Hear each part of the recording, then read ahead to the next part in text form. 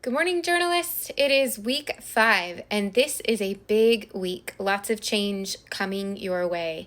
Because I need the whole week in order to review your short article copies and give you feedback, I don't want you submitting too much.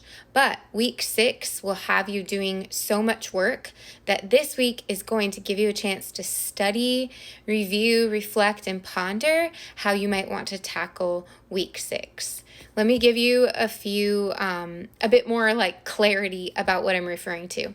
So for week 6, 7, 8, and 9, you are going to turn your short article copy into an expanded article copy.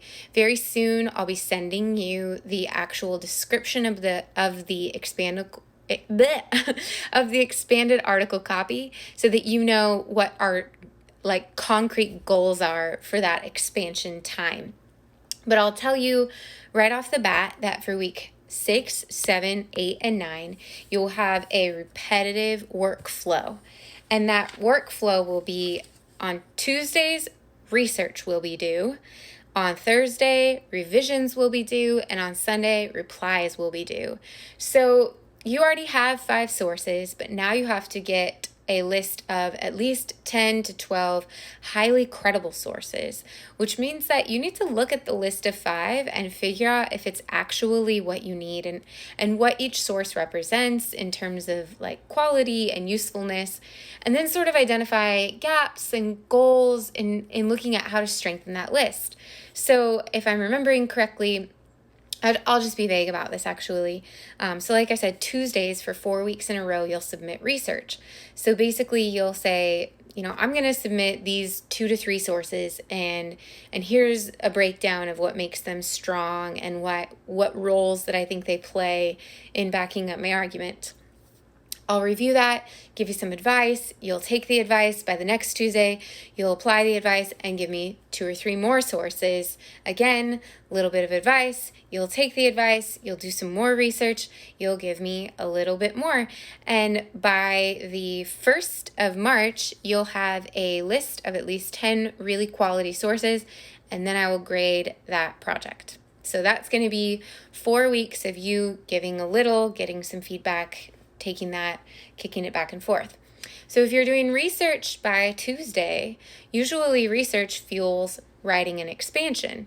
So once you get that research in place, then you spend the next 2 days thinking about, well, how can I integrate that research into my article? Maybe it belongs in this one paragraph that's kind of shallow, and so you jam that into the paragraph. It grows that paragraph, and then maybe that paragraph becomes 2 paragraphs, or you have paragraph, on the 3rd page, these 2 paragraphs, there's like a missing counter argument, so you write a brand new paragraph. But the idea is once you do some research, that's due on Tuesday, then by Thursday, you can expand your article. And then by Sunday, you guys are replying to each other. So now you're giving each other even more to think about in terms of growing this thing. And as a general goal, I think it's like I want you to try to expand by about 500 words every week. It doesn't have to be exact. Everyone grows differently, but you'll have a chance to, when you revise, to reflect and say, okay, now I'm at this many words, and here's where I'm stuck, and here's where I think I'm doing really well. And that check-in with the editor will tell me kind of what each of you needs individually.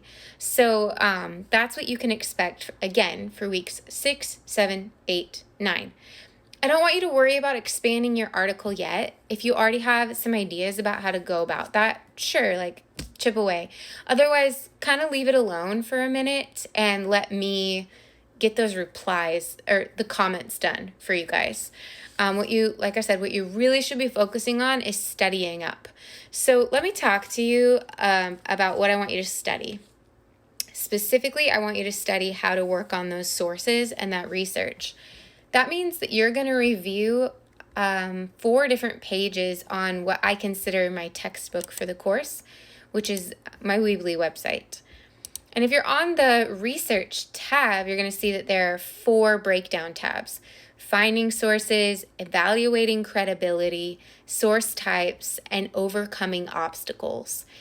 You should really make sure you like kind of study and memorize the terms on evaluating credibility and source types, because I refer to those terms in the actual like grading and assessment of your source evaluations project, which is a massive aspect of this course. Honestly, it's one of the most distinguishing things between English 101 and 102, besides the length of the project that you're tackling. So let me give you a for example. Okay, minimum requirements for the source evaluations project. You're gonna get a list of top 10 sources. At least 2 must be scholarly. You can think that you know what that means, but go to source types. You can read about what I mean by scholarly. The majority of your sources should be scholarly, official, expert, or primary. Again, go to source types, study that resource, then you'll know what that is. All of your top 10 sources or required sources should be credible. So go to evaluating sources and make sure you understand what I mean by credibility. Popular sources should not overpower scholarly, official, expert, or primary. So you shouldn't use them more than you use those other things. Bite-size and exhibition sources, as well as suites, should not be counted as top 10. Consider them extras.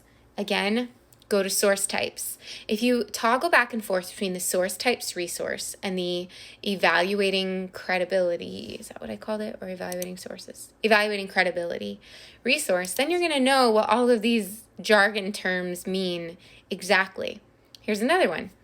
Don't include Wikipedia or procon.org. They should only be used as silent sources. Go to source types. Do not include sources lacking in credibility just because they are relevant to what you're writing about. You need to be able to reasonably defend all of your choices using the evaluation criteria. Okay, so what I recommend you do this week is take the list that you have already, the 5 sources, and take that list and figure out where they land.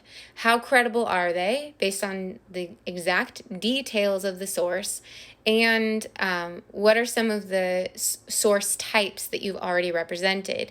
That way you are prepared to start chipping away at this top 10 project that's going to take 4 weeks to accumulate. So don't be stressed if you have a source where you're like, well, that's not very credible. Then what that does is you kind of just flag it. This might be an extra. I might need to replace this with something better. And we're really going to fine tune and strengthen the credibility of your source list.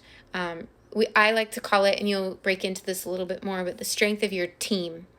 If you do the hard work of studying this, you could also meet with a research librarian this week. You know, since you have space in the class schedule, in our workflow schedule, in our publication schedule, take advantage of the space to really equip yourself to get, strengthened up for some solid research and expansion. Take a deep breath. You're not going to have to dive into 3,000 words. We're going to chip away at it slowly. So I'm going to give you guys some links below, and I'll answer questions via email, but expect that I'll be pretty busy this week just reading through those drafts and trying to give you guys the best feedback that I can. All right, I hope that you had an amazing weekend, and I say this too much in this class, but I mean it. I'm super excited for the turning point that we're at right now, because this is now everything's on the table and we just get to work on it and make it better, that's the best part to me. Okay, hang in there. I'll talk to you guys soon.